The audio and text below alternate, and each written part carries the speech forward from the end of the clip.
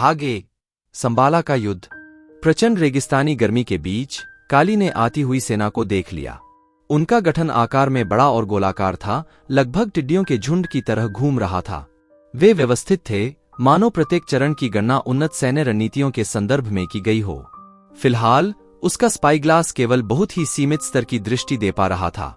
वह सैनिकों को संरचना के बाहरी किनारों पर ढाल और भाले पकड़े हुए, अपने पूरे शरीर पर भारी हेलमेट और धातु पैड पहने हुए देख सकता था। मैं यह कैसे करूंगा?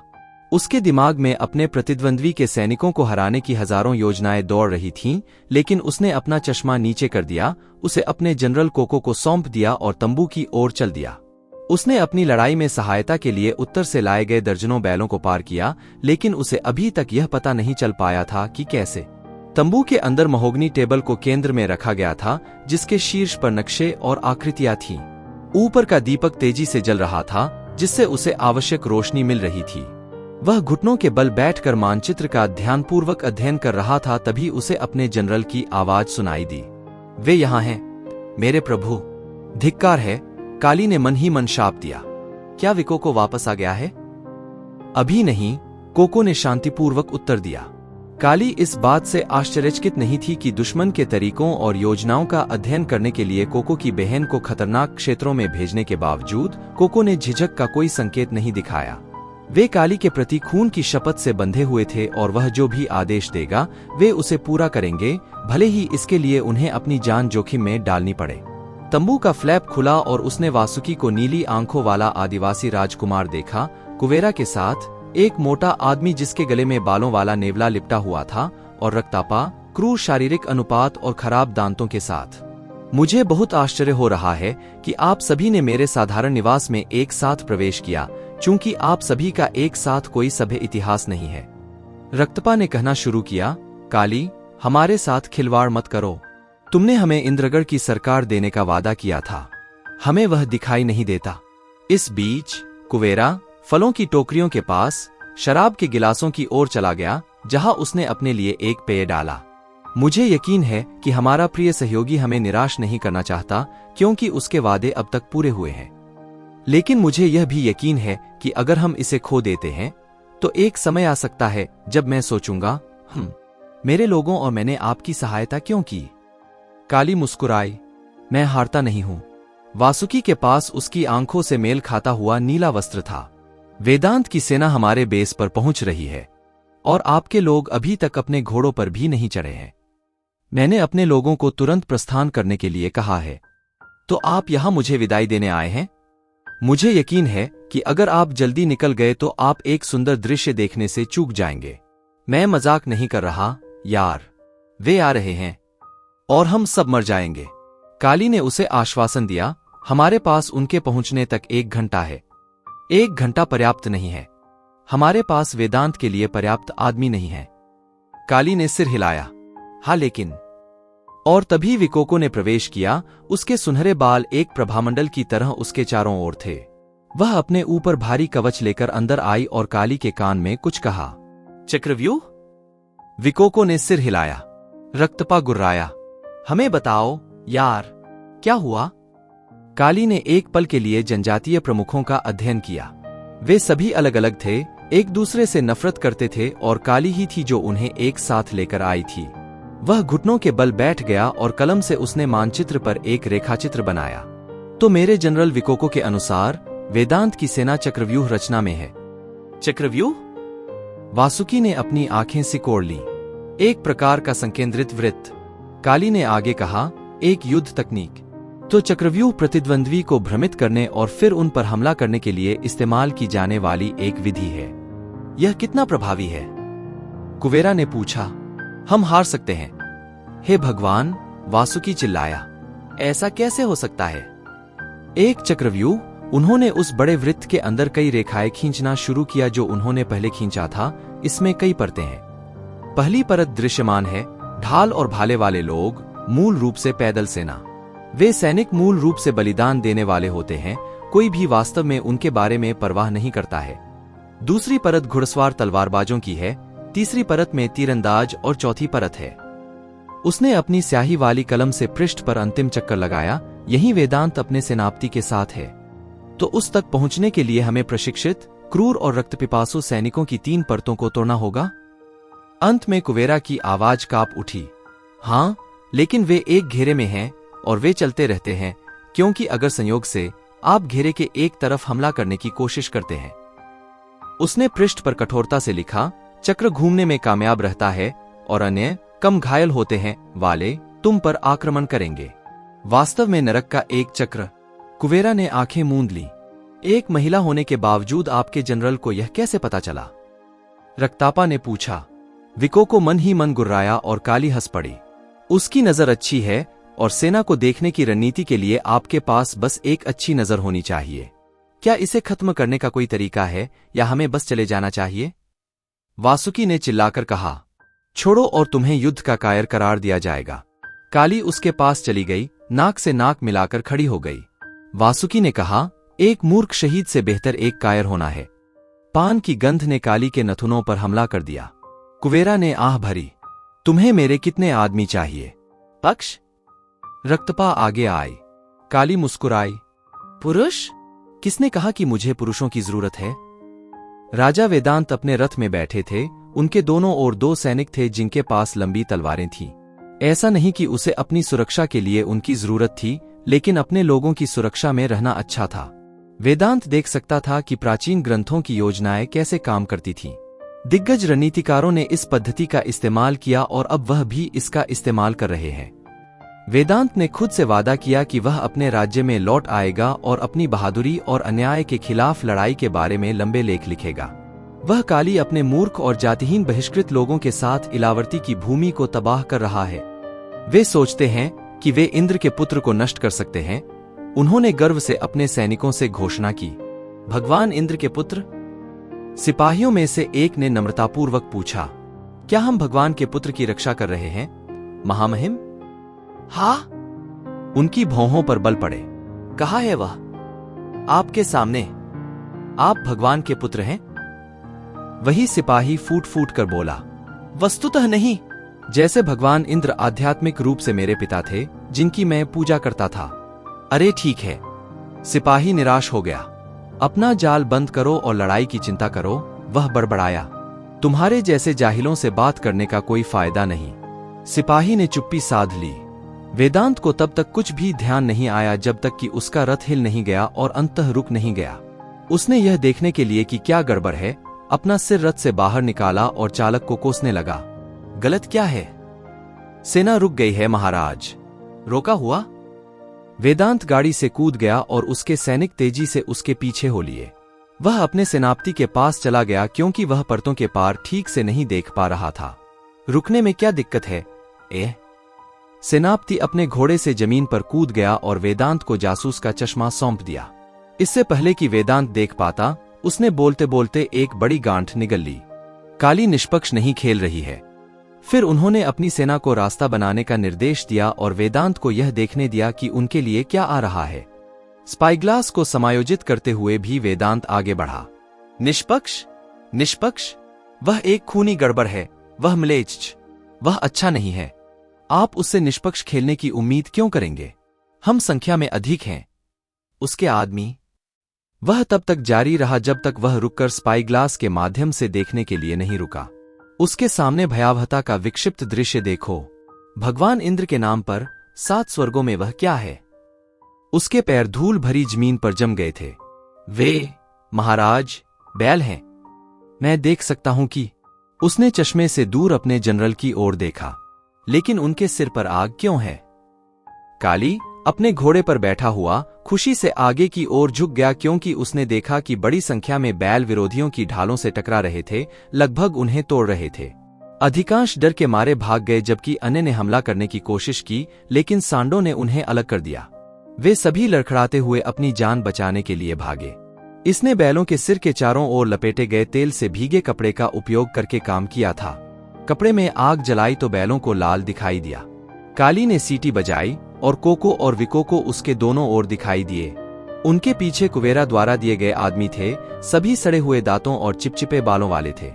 यक्षों को लें और उन्हें लंबे और ऊंचे, बिल्कुल बीच में मारने के लिए रखें। चूंकि पहली परत टूट गई है, इसलिए हमारे पास सीमित लेकिन अधिक दृश्यता है। उसने कहा। उन दोनों ने सिर हिलाया। वे स्वच्छ क्षितिज में आगे बढ़ते गए और पीछे गंदे सूअर जैसे यक्ष चलते रहे। वे आकार में छोटे और अत्यधिक मोटे थे, लेकिन उत्कृष्ट धनुर्धर थे, और काली को अभी इसी की जरूरत है। कुबेरा वासुकी और रक्तपा के साथ तंबू से देख रहे थे। वह काली के पास चला गया। उसका लबादा रेत में फंसा हुआ था। जब लड़ाई की बात आती है तो मेरे लोग सबसे कुशल नहीं होते हैं, इसलिए आपको पता होना चाहिए कि वे रक्तापा के आदमी हैं। हाँ, लेकिन उनकी आंखें अच्छी हैं, और मुझे अभी इसी की जरूरत है। दूसरी ओर राक्षस करीबी लड़ाई के लिए अच्छे होते हैं, लेकिन मैंने आपसे वादा किया था कि मैं इस युद्ध में बहुत से लोगों को नहीं खोऊंगा, और यही मैं कर रहा हूं। अभी करने की योजना बनाए। और वह योजना वास्तव में क्या होगी? काली ने कुबेरा को आंख मारी। इसके बारे में चिंता मत करो, बस घोड़ों को तैयार करो। मुझे नहीं पता कि वह योजना काम करेगी भी या नहीं। मुझ पर भरोसा करें। क्या आप? यक्षों के साथ उनका सेनापति काफी दूर तैनात था। फिलहाल सांडो ने वेदांत के सैनिकों को काफी विचलित कर दिया था, जिससे तीरंदाजों ने भी इस बात की परवाह करना बंद कर दिया था कि उन पर क्या हमला होने वाला है। कोको ने पीछे मुड़कर देखा तो सभी धनुष बाणों सहित आकाश की ओर ताने हुए थे। कोको ने काली को सिर हिलाया, और काली ने सिर हिलाया। कोको उसी क्षण चिल्लाया। तीर छुरे की तरह आकाश में उड़े, हवा में स्पंदित हुए और फिर तेजी से वेदांत की सेना पर हमला करते हुए उसे चीरते हुए चले गए। वेदांत अपने रथ में छिपने के लिए कूदते हुए बैलों से बचकर भाग रहा था। तीरंदाजों ने उनमें से कुछ को मार डाला था, लेकिन जानवर इतने उन्माद में थे कि उन्हें निशाना बनाना मुश्किल था। उनकी कठोर खालें तलवारों के साथ साथ भालों के प्रहारों से भी प्रतिरक्षित थीं। और जब उसने देखा कि उग्र बैल के हमले कम होने लगे हैं, तो एक और आश्चर्य हुआ। ऊपर से तीरों की बौछार होने लगी। उसे उसी अनपढ़ सैनिक ने तुरंत अंदर खींच लिया, क्योंकि तीर उसके कई लोगों को लगे जो अंदर के घेरे में थे। वह हमले से सेनापति के शरीर को क्षतविक्षत होते देख सकता था। उसने चिल्लाकर आदेश दिया, लेकिन किसी ने नहीं सुनी। तीर नहीं रुके, इसलिए उसने अपनी आंखें बंद कर लीं, रथ के अंदर छिप गया, अपने लिए प्रार्थना कर रहा था, जबकि वह अपने आदमियों के विनाश को सुन सकता था, क्योंकि वे उसका नाम चिल्ला रहे थे। लाशें जमीन पर गिर रही थीं, उसके चारों ओर खून बिखरा हुआ था। आग, धुएं और गंधक की गंध ने उसे घेर लिया। उसके चारों ओर हिंसा की भयावह झांकी ने उसे बचपन के काल्पनिक खेलों की लकड़ी की मूर्तियों की याद दिला दी, जब वह बेसुध होकर भगवान की भूमिका निभाता था और चारों ओर तबाही मचाता था। आज उसे हिंसा से उबकाई आ रही थी। और फिर तीर चले गए। जहां कुछ क्षण पहले विनाश की गगनभेदी आवाजें सुनाई दे रही थीं, वहां सन्नाटा छा गया। वेदांत रथ से उतरा और बाहर की ओर चल पड़ा। वह अपने चारों ओर खून खराबा देख सकता था। लाशें एक दूसरे के ऊपर पड़ी हुई थीं। कौन सा शैतान ऐसा करेगा? भीतरी घेरे से सेनापति प्रकट हुआ। महाराज, हमें क्या करना चाहिए? हमने बड़ी संख्या में लोगों को खो दिया है। हम अब हिल भी नहीं सकते। मुझे पता है, मुझे पता है। बस अभी रुकें और उनके बनने का इंतजार करें कदम। हाँ महाराज। जैसे ही वह रथ पर वापस चढ़ने के लिए आगे बढ़ा, वेदांत ने देखा कि उसका घोड़ा हमले में लगभग सुरक्षित था। यह उसके सेनापति की चतुराई थी कि उसने जानवर के लिए कवच का सुझाव दिया। काली ने देखा कि सेना अब आगे नहीं बढ़ रही है। यह कुछ समय के लिए स्थिर हो गया था। वह जानता था कि यह जीत हासिल करने का समय है। उन्होंने कोको और विकोको को बधाई दी, जो यक्षों के साथ सबसे आगे खड़े थे। कुबेरा घोड़ों को लेकर आए, जो हाथियों के समान सजे हुए थे। क्या तुम्हें मेरे घोड़ों से यही चाहिए था? हम बड़े घोड़ों को ला सकते थे और उन्हें इस तरह से तैयार करने के बजाय समस्या का समाधान कर सकते थे। सच्चाई यह है कि तुम ऐसा सोचते हो, दोस्त। यही कारण है कि तुम यहां मेरी आज्ञा के तहत खड़े हो। कुबेरा का मुंह खुला का खुला रह गया। तभी रक्तपा और वासुकी ने दृश्य में प्रवेश किया, क्योंकि वे पहले से ही अपने तंबू की सीमा से यह सब देख रहे थे। और तुम क्या करने की योजना बना रहे हो, यार? वे अब कमजोर हैं। क्या मुझे अपने आदमी भेजकर तुरंत पूरा सौदा खत्म कर देना चाहिए? रक्तपा ने उपहास किया। अब वास्तव में कोई जरूरत नहीं है, काली ने कहा। मैं उन्हें युद्धविराम की पेशकश करने जा रहा हूं। वासुकी गुर्राया। युद्धविराम? क्या मजाक? मैं आपका मजाक नहीं उड़ा रहा हूं, राजकुमार वासुकी। काली की आवाज कठोर हो गई। मैं उन्हें युद्धविराम की पेशकश करने जा रहा हूं। रक्तप, वासुकी और कुबेरा इस घोषणा पर हंसे। और ध्यान दो, लड़के, तुम उस दिशा की ओर बढ़ने की योजना कैसे बनाते हो और वेदांत के सैनिकों द्वारा मारे नहीं जाते? ओह, वह मुझे नहीं मारेगा। काली हाथी सूंड वाले घोड़े पर बैठी थी। उसके किनारे पर कोको और विकोको थे। तो निश्चित क्या हम हैं? कुबेरा ने चिल्लाकर कहा। रक्तापा ने घोषणा की, मैं अपने लोगों को इस आत्मघाती मिशन पर नहीं भेज रहा हूं। कोई जरूरत नहीं है, काली ने कहा। मैं केवल अपने जनरलों के साथ जा रहा हूं। वासुकी ने कहा, आपके घोड़े की उस हास्यास्पद पोशाक और आपकी उस बेतुकी योजना के साथ हमें मानवों के खिलाफ लड़ाई में हमारी सहायता के लिए एक नया कमांडर ढूंढना चाहिए, चूंकि आप स्पष्ट रूप से इस नौकरी के लिए उपयुक्त नहीं हैं। काली बस मुस्कुरा दी। इसे समझाने का कोई फायदा नहीं था। उन्होंने भारी घोड़े को घुमाया और वेदांत की ओर जाने का फैसला किया। तभी कुबेरा की आवाज उन तक पहुंची। चूंकि आप अपनी मृत्यु के लिए जा रहे हैं, क्या आप हमें यह बताना चाहेंगे कि आप चक्रव्यूह को कैसे कमजोर करने में सक्षम थे ताकि हम इसे अपनी बाद की लड़ाइयों के लिए उपयोग कर सकें? आपने दिल पर वार किया। उसने ढोल बजाने वालों की ओर इशारा किया जो जमीन पर मरे पड़े थे। उनके ढोल बजाने वालों की मदद से सेना आगे बढ़ रही थी। एक बार जब ताल खत्म हो गए तो सेना भ्रमित हो गई। ताल ने समकालिक संरचना बनाई और जब बैलों ने उनका ध्यान भटकाना शुरू कर दिया तो मैंने संरचना को हटा दिया। अब इससे कोई फर्क नहीं पड़ता कि उनके पास कितने लोग हैं, वहां भीड़ भाड़ है, वे भ्रमित हैं, डरे हुए हैं और सबसे बढ़कर उनके पास अनुसरण करने के लिए कोई दिल नहीं है और अब हमें यहीं पर प्रहार करने की जरूरत है। और वह आगे बढ़ गया, लेकिन वह पीछे से रक्तापा की ओर से आ रही धूर्त फुसफुसाहट सुन सकता था। उन्होंने कहा, आखिरकार यह इतना हास्यास्पद नहीं है। वेदांत अपनी बची हुई सेना के बीच बड़ी ऊर्जा गिरावट महसूस कर सकता था। वे सभी अपने हथियारों और ढालों के साथ स्थिर खड़े रहे, लेकिन उनमें अब पहले जैसा आत्मविश्वास नहीं था।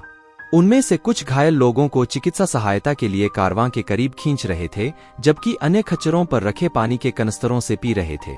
उसने सोचा कि वह बिना किसी परेशानी के युद्ध जीत लेगा, क्योंकि बहिष्कृत लोग कमजोर और बिखरे हुए थे, अपनी ही गुटीय राजनीति में फंसे हुए हैं। इस प्रकार वह अपने राज्य की तुलना में अपेक्षाकृत छोटी सेना लेकर आया था। उनका अहंकार स्पष्ट रूप से उनका पतन था, क्योंकि यहाँ बहिष्कृत लोग एक एकजुट इकाई थे। वेदांत ने खुद को कोसा, क्योंकि वह चाहता था कि उसने सूर्यगढ़ और वरुणगढ़ से अपने सहयोगियों द्वारा भेजे गए संदेशों को सुना हो, जिन्हें दुष्ट बहिष्कृत लोगों ने बंधक बना लिया था।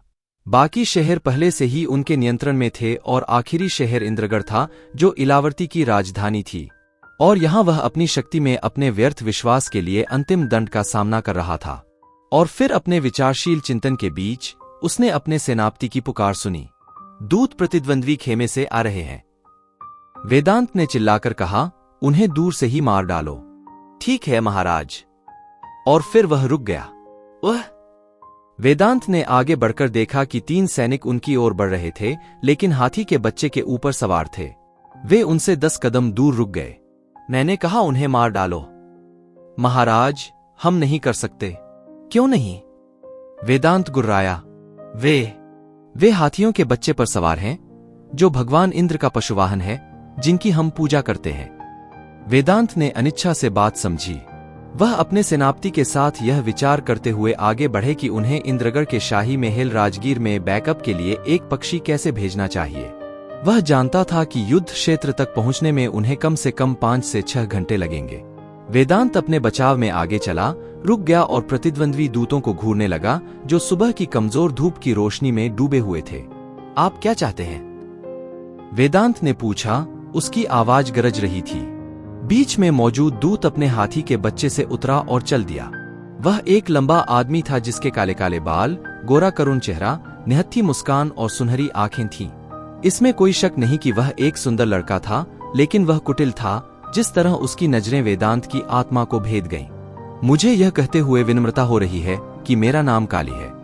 तो आप वह आदमी हैं जो मानवों के खिलाफ युद्ध का नेतृत्व कर रहे हैं, मेरे लोगों को नष्ट कर रहे हैं और विश्वासघाती निर्वासितों के साथ गठबंधन कर रहे हैं। मेरे मित्र आदिवासी बहिष्कृत नहीं हैं।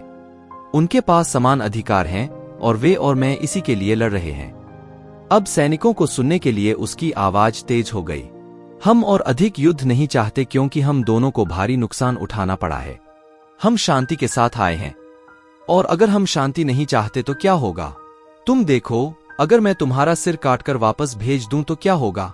बहिष्कृत लोगों का नेतृत्व करने वाला कोई नहीं होने से उन्हें कष्ट होगा। आप कोशिश कर सकते हैं। उन्होंने मजाक उड़ाया। वेदांत ने अपने दांत पीसते हुए अपनी तलवार निकाली और उसे काली की गर्दन के पास रखा जब उसके कमांडर ने उसकी कलाई को पकड़ लिया। नहीं महाराज, हिम्मत कैसे हुई? तुम मुझे रोकते हो? महामहिम, यदि ऐसा न होता तो मैं ऐसा नहीं कर पाता।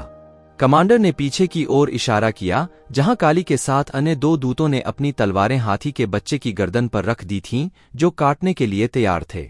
आप मुझे मेरे अपने विश्वासों से धमकाते हैं।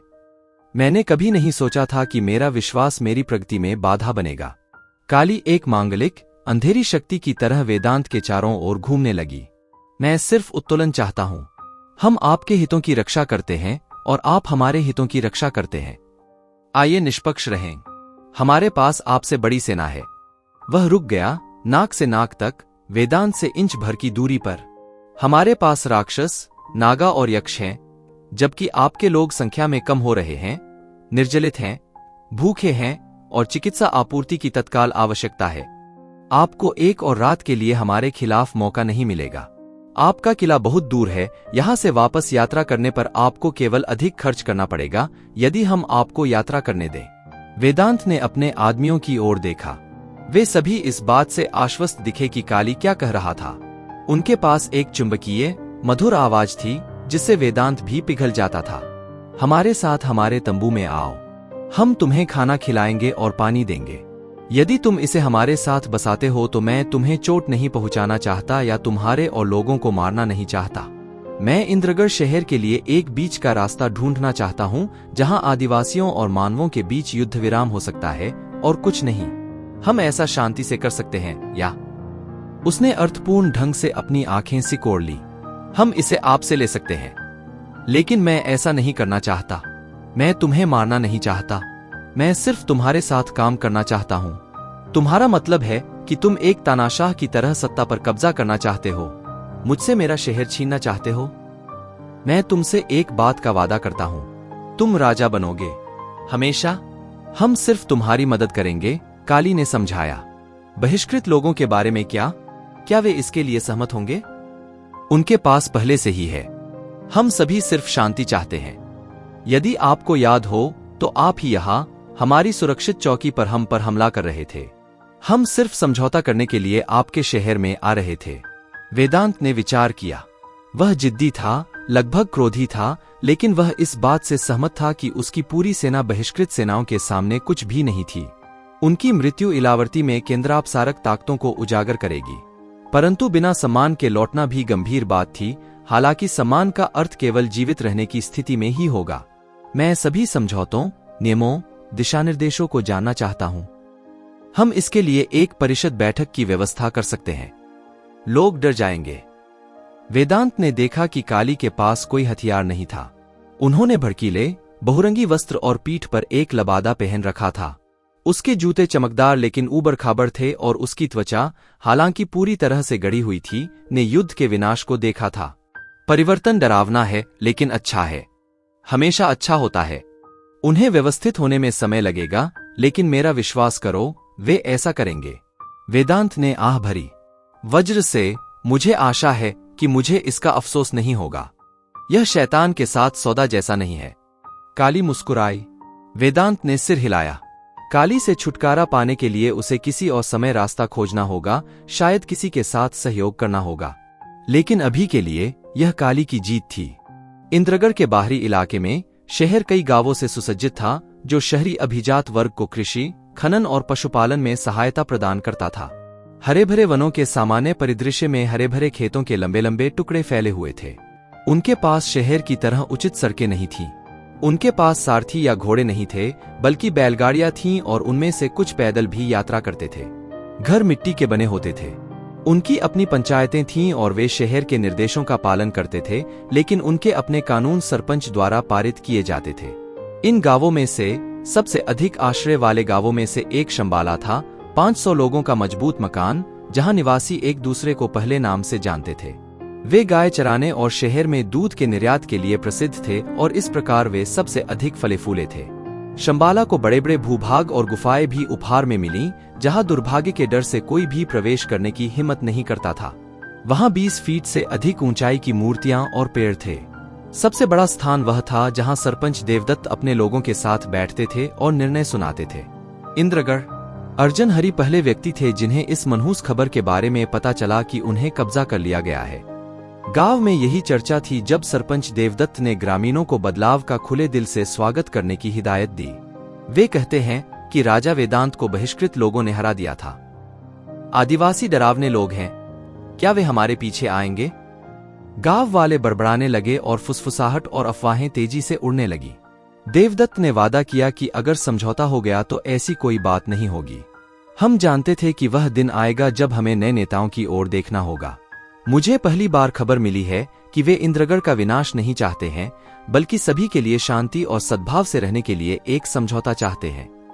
उन्होंने एक सुनहरे रंग का चर्मपत्र निकाला और कहा, हमें शाही फरमान दिया गया है कि भले ही शहरी प्रशासन में बदलाव हो, लेकिन गांवों पर कोई असर नहीं पड़ेगा और हमारे बीच के रिश्ते बिल्कुल पहले जैसे ही रहेंगे। और केवल यदि हम विद्रोह करते हैं तभी हमें दंडित किया जाएगा। अब आशा करते हैं कि नौबत उस तक न पहुंचे। ठीक है लोगों, पहले की तरह थोड़ा सख्त, लेकिन हाँ, वास्तव में वैसा ही।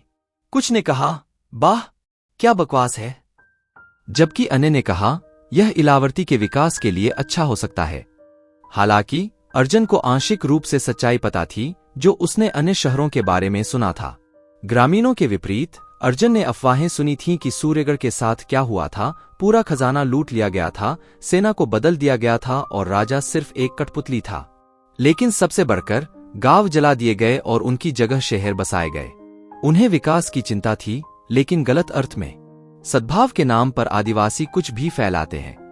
वह बैठक छोड़कर अपनी झोपड़ी में चला गया, जहां उसने अपनी मां सुमती अम्मा के साथ कुछ रोटी और सब्जी का सूप लिया। आपके भाई कहाँ है?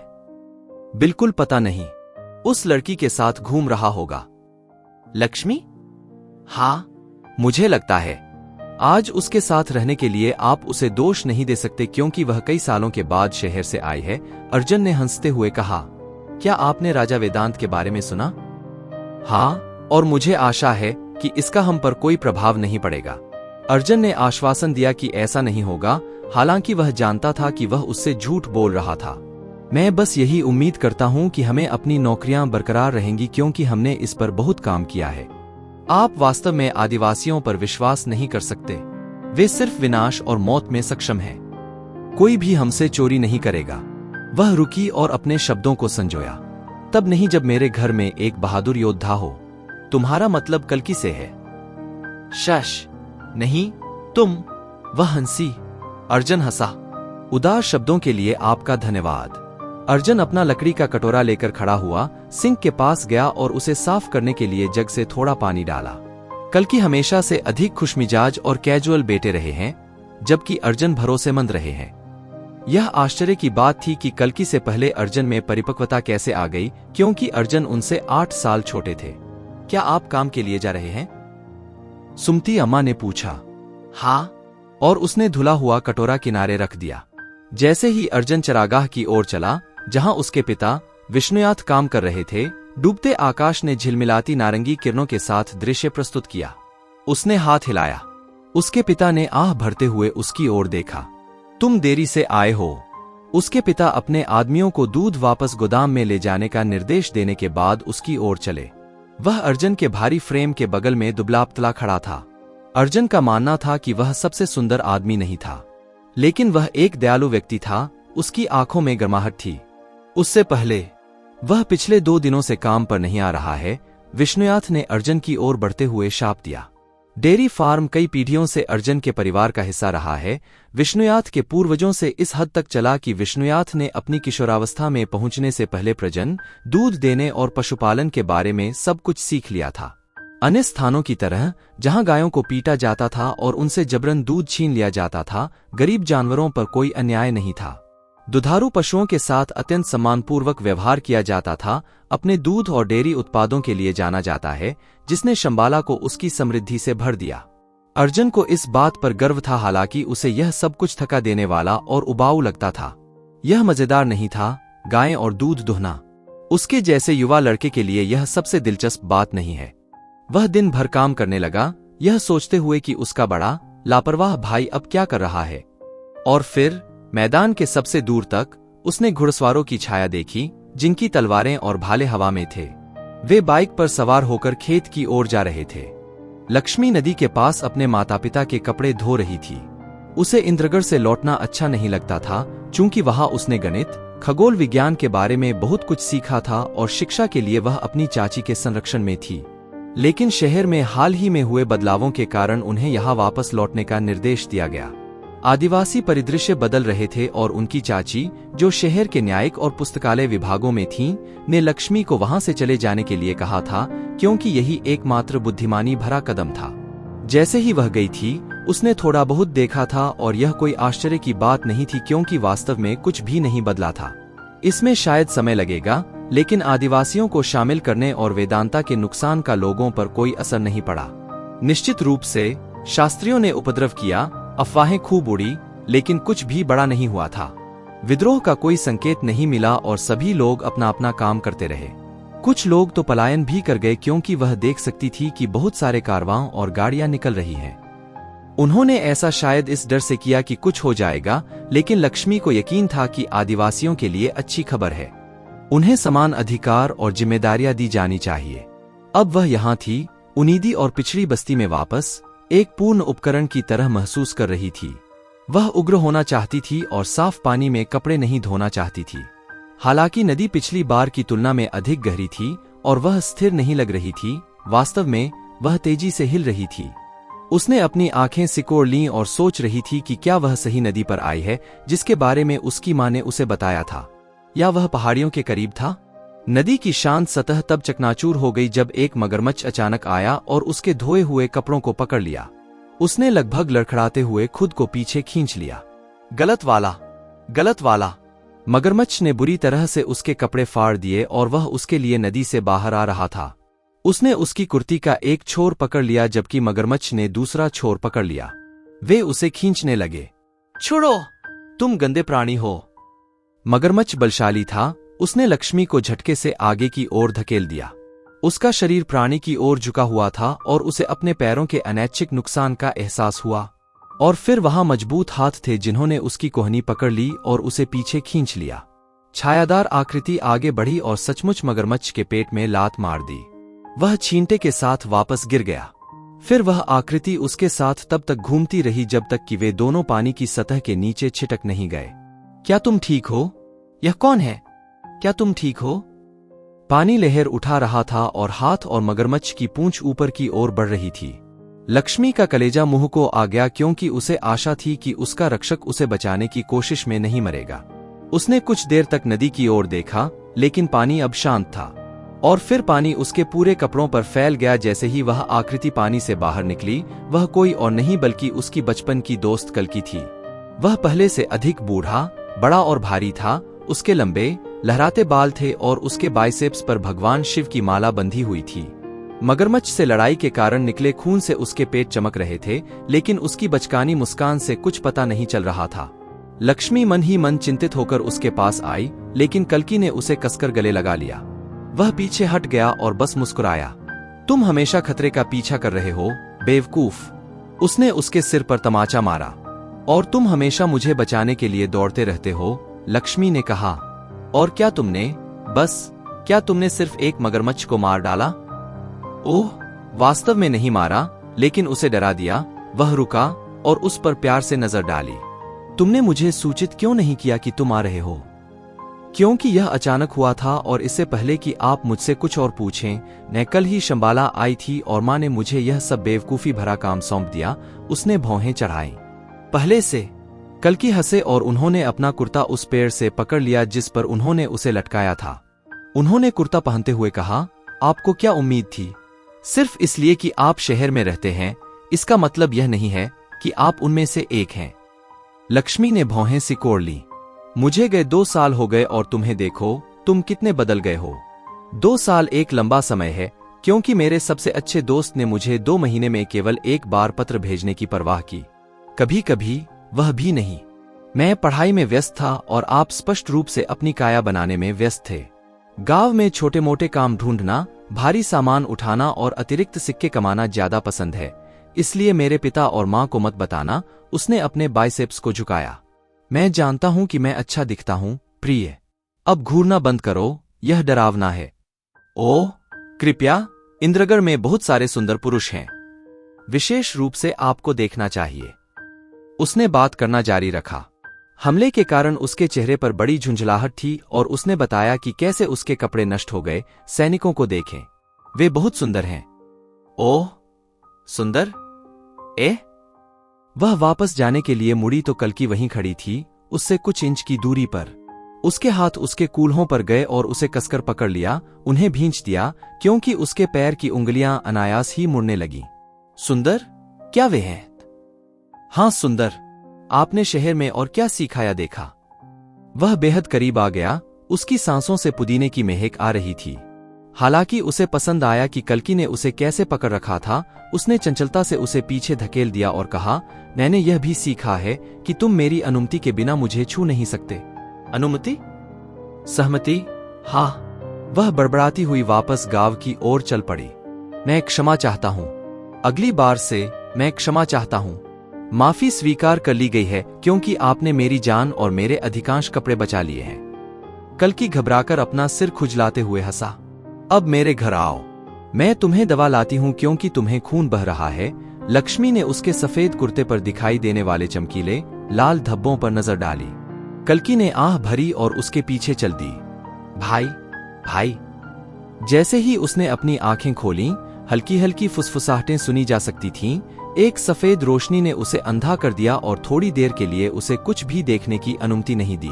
और फिर धीरे धीरे उनकी दृष्टि ठीक होने लगी। उसने दुरुक्ति को अपने ऊपर हावी होते देखा। उसका चेहरा चिंता के भाव में बदल गया। भाई?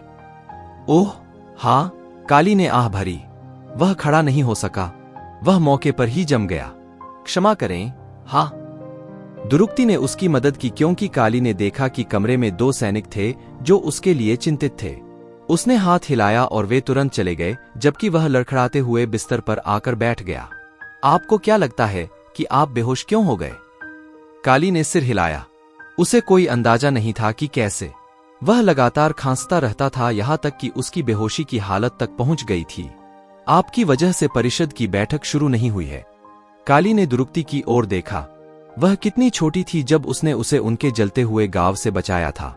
अपनी गोद में एक शिशु को लपेटे हुए एक युवा लड़के का दृश्य उसे आज भी परेशान करता है। उसने भयावहता देखी थी जिसके बारे में वह बोलने को तैयार नहीं था। वह अब एक सुंदर और शालीन महिला बन गई थी जो एक नेक दिल की धनी थी। उसके घुटनों तक लंबे बाल थे जो पूरी तरह से गूंथे हुए थे, जबकि उसकी आंखें काली जैसी ही थीं। स्वर्ण, केवल उनकी जनजाति में ही ये आनुवंशिक लक्षण थे। धन्यवाद। तुम बीमार लगते हो। मैं शायद हूं। मैं दृश्य देख रहा हूं और मेरे फेफड़े ठीक नहीं लग रहे हैं। दुरुक्ति उसके पास बैठ गई और अपनी हथेली उसकी छाती पर रख दी। उसने उसके दिल की धड़कन महसूस की। यह बहुत तेजी से हो रहा है। हाँ, मुझे चले जाना चाहिए। दुरुक्ति ने सिर हिलाया। ध्यान रखना भाई, मैं तुमसे चैम्बर में मिलूंगा। उसने उसके गाल को चूमा और चली गई। वह खुद को देखते हुए पॉलिश की हुई पीतल की थाली के पास चला गया और फिर वह अपने कपड़े पहनने लगा। उसके पास कोई तलवार नहीं थी क्योंकि उसे हथियारों से नफरत थी। अपने स्वयं के उपयोग के लिए बहुत हिंसक, वह विचार करेगा। कपड़े पहनकर वह कमरे से बाहर निकला और परिषद कक्ष की ओर चला गया। वह राजगीर में जंगल के केंद्रीय भूल भुलिया तक पहुंच गया था। वह प्रीफेक्चर से गुजरा क्योंकि फर्श सीढ़ियों तक खुल गया था जो एक कुर्सी की ओर जाती थी। दीवारें चमकीले पत्थरों से बनी थीं, मजबूत और गहरे आसमान को छूने के लिए काफी ऊंची। तैनात सैनिक बाजों की तरह हर किसी पर ताक झांक कर रहे थे, अपने हथियारों के साथ मजबूती से खड़े थे। इलावर्ती के अन्य शहरों के विपरीत इंद्रगढ़ में ऊंची छतें या इमारतें नहीं थीं, लेकिन ज्यादातर योजना में खुले थे जिससे आसमान अपना जादू दिखाता था। उसने कक्ष में प्रवेश किया था जो स्वयं 4 पेड़ों के बीच एक खुला आंगन था जिसमें कांस्य सिंहासनों के बीच एक विशाल गोल मेज थी। काली ने वेदांत को अपने 2 रक्षकों के साथ बैठे देखा, जबकि कुबेरा, रक्तपा और वासुकी काली की प्रतीक्षा कर रहे थे। दोस्तों, देरी के लिए मुझे खेद है, वासुकी ने शिकायत की। इस तरह के एक महत्वपूर्ण दिन के लिए आपको ऐसा नहीं करना चाहिए। मुझे कुछ स्वास्थ्य समस्याएं हो रही हैं। और उसकी नजर दुरुक्ति की ओर चली गई जो धीरे धीरे उस सिंहासन की ओर बढ़ी जो काली का था। वह कोको और विकोको के साथ खड़ी थी जिन्होंने अपने खूनी गंदे कवच पहने हुए थे। काली कुर्सी पर बैठ गई और सबकी ओर देखने लगी। तो क्या हम शुरू करें? आप तय करें। आखिरकार सब कुछ आपके अनुसार होता है, वेदांत ने बड़बड़ाया। कुबेरा ने चंचलतापूर्वक चुटकी लेते हुए कहा, ठीक है, कोई तो अपमानजनक है। बेशक मैं हूं। मेरे लोग मुझसे नफरत करते हैं, वे मुझे कायर कहते हैं। काली ने कहा, और जल्द ही वे तुम्हें दूरदर्शी करार देंगे। वासुकी के शामिल होने से आपके प्रशासकों में पूर्वी और पश्चिमी हमलों के खिलाफ बेहतर मंत्री होंगे। रक्तपा के साथ आपके पास एक मजबूत सेना होगी और कुबेरा के साथ आपका व्यापारिक व्यवसाय 10 गुना बढ़ जाएगा। यह एक अभिशाप की तरह दिखता है अब, लेकिन यह केवल इस राज्य की भलाई के लिए है। कुबेरा ने सिर हिलाया। हाँ महाराज, आपको मेरा समर्थन रहेगा। वेदांत उसकी सांसों के नीचे गुर्राया। काली ने कोको की ओर देखा जब वह डिक्री लाया और उसे मेज पर रख दिया। इंद्रगढ़ की संधि का मसौदा हमारे कानूनी सलाहकारों द्वारा तैयार किया गया है। अब इस पर हस्ताक्षर करने और इसे वास्तविक बनाने का समय आ गया है। वेदांत ने दांत पीसते हुए कहा, दक्षिणी मुझ पर हंस रहे होंगे। दक्षिणी राजा थे, जैसे उदया, जो इलावर्ती के उत्तरी राजा थे। उदयो ने इंद्रगढ़ जैसे शहरों को नियंत्रित किया और फिलहाल काली ने उत्तर में विजय प्राप्त कर ली है और संधि कर ली है। दक्षिणी मेरी समस्या नहीं है। उनके पास अपनी नौसैनिक प्रणाली है और ईलम के साथ उनका अपना रिश्ता है। उन्होंने समृद्धि के द्वीप के बारे में बात की, जो राक्षसों, गहरे रंग के और साक्षर योद्धाओं द्वारा बसा हुआ था। वे हमारी समस्या नहीं है। बिल्कुल, रक्तपा ने कहा। इस शहर के लोगों और बाकी लोगों को नए जीवन का आदी होना चाहिए, एक ऐसा जीवन जहां हर कोई समान है और एक सम्मानित नागरिक के रूप में देखा जाता है, भले ही वे किसी भी जाति और वर्ग से आते हों। काली भक्तिपूर्वक बोली। इसके अलावा भगवान रक्तपा, मुझे अग्निगढ़ में आपकी आवश्यकता होगी। एक छोटा सा विद्रोह है जिसे रोका जाना चाहिए। जब तक तुम वहां हो, राजा सम्राट के साथ रहो और स्थिति को संभालो। जैसा आप कहें भगवान काली। रक्तपा अपने छोटे और नुकीले दांतों को दिखाते हुए मुस्कुराया। तो क्या हम आगे बढ़े? वेदांत को छोड़कर सभी ने सिर हिलाया, जो अनिच्छा से गुर्राया। काली लापरवाही से मेज की ओर चला गया, अपनी कलम को स्याहीदान में डुबोया और अपने नाम पर हस्ताक्षर किए। कुबेरा ने भी यही किया, फिर रक्तपा ने, उसके बाद वासुकी ने और अंत में कठोर वेदांत ने भी ऐसा ही किया। एक बार यह हो जाने के बाद काली ने कागज कोको को सौंप दिया और उसे इसे तिजोरी में रखने के लिए कहा। फिलहाल योजना यह है कि हम नए किले बनाएंगे, इसलिए हमें अपने निपटान में राजा वेदांत के मजदूरों की आवश्यकता होगी। कुबेरा सड़क बाजारों को संभालेंगे, जिस पर कुबेरा ने विनम्रतापूर्वक सिर हिलाया। थिएटर, विविध गतिविधियां और शस्त्रागार वासुकी के लोगों द्वारा संभाले जाएंगे। तक्षक को राज्य की निजी सेना पर नजर रखने को कहें। मेरे कमांडरों के बारे में क्या? मानव राजा ने आश्चर्यचकित होकर पूछा।